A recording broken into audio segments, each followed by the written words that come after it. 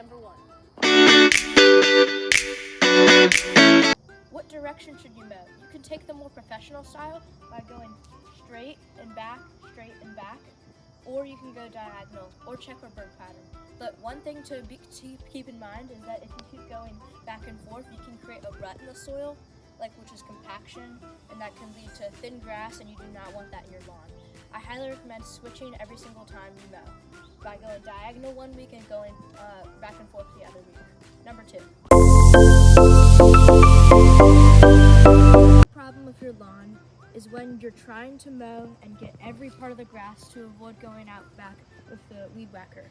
So people often, they will mow as close as they can to the edge, but do not try to do that, because if you have a tire slip, your mower blade will scalp the grass. Due to some wet conditions, I actually did scalp the grass right here. See how it's a lot shorter? So it's just very bad for grass, because some grass sometimes cannot recover from that. So I just highly recommend just accepting the fact that you're going to have to use the weed whacker and just mow according to what pattern you're using.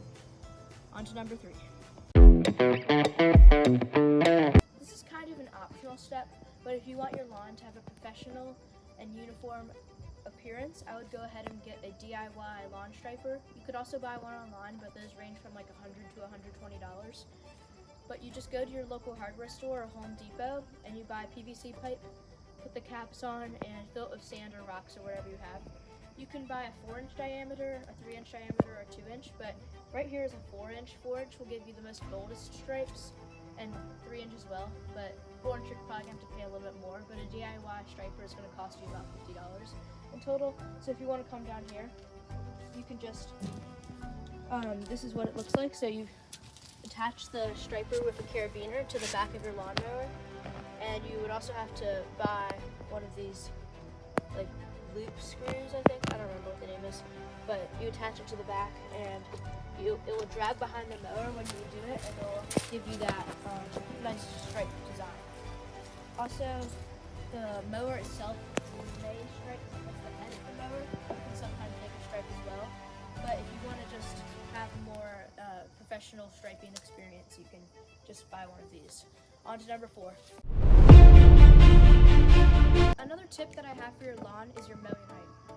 Now, most cool season grasses like tall fescue, as we have here, they recommend you to put it between 3 and 4 inches. Unless you have Bermuda grass, 3 to 4 inches is pretty ideal. Now, most lawnmowers have a setting labeled with letters. Mine is labeled from A to G, back and front. I usually try to keep it at a C or B, depending on the time of year. So in the summer, when the temperatures are hot, you want to keep it a little bit longer to retain moisture, because it will evaporate quickly and your lawn is at higher risk for drying out. Right now, this is mowed at a B. I mowed it 2 days ago, so this is what a B would probably look like. I usually mow it between B or C, but I recommend keeping your lawn at 3 to 3.5 inches is the ideal height for just a nice looking lawn. On to number 5. Another rule that I follow is called the 1/3 rule, which means never cutting more than 1/3 of the grass blade. Because if you cut more than 1/3 of the grass blade, your grass is not going to look as good because it's suffered from being cut too much. It can look yellow, or in other cases. The only time you should ever cut 1/3 is if you're about to dethatch or something like that. So that's the only time I recommend to do it. Thank you for watching. Please like and subscribe, and enter any comments that you would like to hear more videos.